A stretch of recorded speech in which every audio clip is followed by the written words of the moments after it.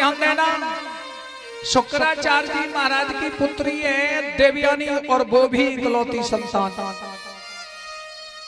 याद महाराज के साथ विवाह हुआ, उनके साथ विवाह हुआ।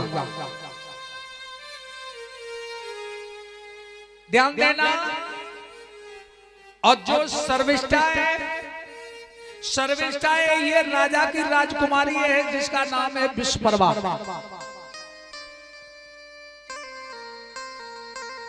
श्री सुखदेव जी कहते हैं राजन, जो सर्विष्ठा है ये दासी के रूप में गई। राजन परीक्षित ने प्रश्न कर दिया, प्रभु देवयानी ब्राह्मण और राजा याद चंद्रवंशी, इनका विवाह कैसे हो गया? अच्छा, पहले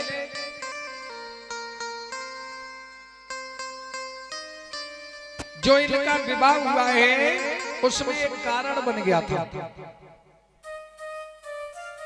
देवयानी है, देवयानी को एक श्राप लगा हुआ था। श्री सुखदेव जी कहते हैं राजन ध्यान देना, बृहस्पति महाराज हैं, ये हैं देवताओं के गुरु और दैत्यों के गुरु हैं शुक्राचार्य। अच्छा, किसी का कोई भी चेला बन जाए तो गुरु फिर पूर्ण मदद करता है, पुत्र से बढ़ करके उसका पद हो जाता है शिष्य का। ध्यान देना, यहाँ जब देवताओं की और दैत्यों की लड़ाई होती है, युद्ध होता है, तो देवता मारे जाते हैं,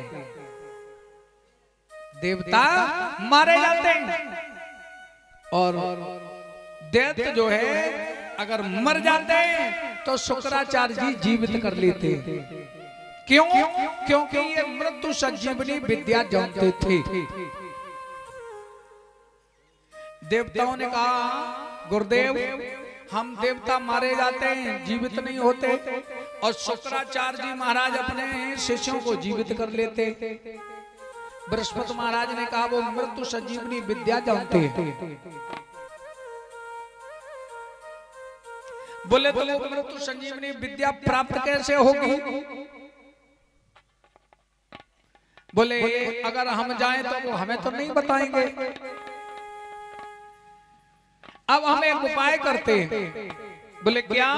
बोले हमारा एक पुत्र है जिसका नाम है कच्छ, हम अपने पुत्र कच्छ को शुक्राचार्य जी महाराज के पास विद्या अध्ययन के लिए भेज रहे हैं। वही किया। बृहस्पति महाराज का पुत्र है कच्छ, कच्छ को भेज दिया, जाओ शुक्राचार्य जी महाराज से विद्या अध्ययन करो, मृत्यु संजीवनी विद्या को तुम सीख आओ। अच्छा, पहले भेदभाव नहीं था, पहले जात पात का कोई भेदभाव नहीं था। यहाँ शुक्राचार्य जी के पास जब ये कच्छ पहुंचा था तो शत्रु का पुत्र, ध्यान देना, शत्रु का पुत्र था, लेकिन वहां कोई भेदभाव, आज शिक्षा में भी भेदभाव है, आज ऐसा शिक्षा में भेदभाव है। विचार करना, जो ये कॉलेज बना हुआ है, इस कॉलेज में किसी विधायक का पुत्र पढ़ने के लिए आता है, किसी सांसद का आता है, किसी धनवान प्राणी का पढ़ने के लिए आता है? नहीं। गरीब के बच्चे इसमें पढ़ रहे हैं, कोई व्यवस्था नहीं है। और जो विधायक सांसद जो भी हैं वो किसके पैसे से बनते हैं? हमारे पैसे से, हमारे वोट से। और उनके बच्चे कहां पढ़ रहे हैं? विदेश में। पैसा हमारा, वोट हमने दिया, लड़ाई हम लड़ रहे हैं और बच्चे उनके विचार करिए। कहने का मतलब हमारा ये है कि आज जो भेदभाव है ये पहले नहीं था।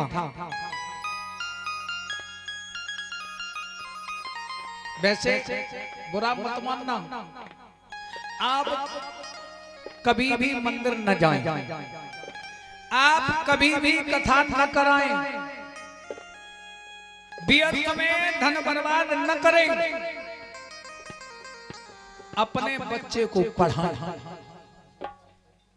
अपने बच्चे को शिक्षा दें और ऐसी शिक्षा दें कि समाज में आगे चल करके वो खड़ा हो जाए। लोगों ने जैसे हमें मान लो आपने हमें धन दे दिया, हम बच्चों को पढ़ा रहे, धन आपका है, पढ़ा हम रहे और हम ही आप पर हुक्म चला रहे। विचार करना। इसलिए जितने लोग कथा सुनने के लिए आए हैं, आप एक रोटी कम खा लेना, धर्म में 1 रुपया कम खर्च करना, मंदिर में समय कम देना, फालतू जगह पर कम समय देना, उतना ध्यान तुम अपने बच्चे पर दे दो। कभी कभी लोग चोरी करके लाते, विचार करते हैं हमारा बच्चा सारे जीवन बैठ करके खाएगा, नहीं खा सकता। भाई की बेईमानी लोग कर लेते, नहीं करनी चाहिए। उतना जोर अपने बच्चे को पढ़ाने में दे दो, और जब बच्चा पढ़ लिख जाएगा तो तुम्हारे पैसे की उसे जरूरत पड़ेगी नहीं पड़ेगी। आप किसान हैं, आप किसान हैं, खेती करते हैं, और आपने अगर बच्चा पढ़ा करके दरोगा बना दिया, डीएम बना दिया, कोई अधिकारी बन गया, क्या वो तुम्हारे पैसे की जरूरत पड़ेगी उसे? नहीं पड़ सकती। इसलिए आप लोगों से हमारा एक निवेदन है, क्या ज्यादा से ज्यादा अपने बच्चे पर ध्यान दें, उसे पढ़ाने की कोशिश करें। और अगर तुमने 10 साल मेहनत कर ली, 5-6 साल का जब बच्चा हो जाता है तब स्कूल में जाता है, और 10वीं तक 12वीं तक आपने उस पर ध्यान दे लिया और उसे पढ़ा दिया, फिर तुम्हें पढ़ाने की भी जरूरत नहीं पड़ेगी, वो खुद पढ़ लेगा। इसलिए विशेष ध्यान देना चाहिए प्रत्येक प्राणी को। या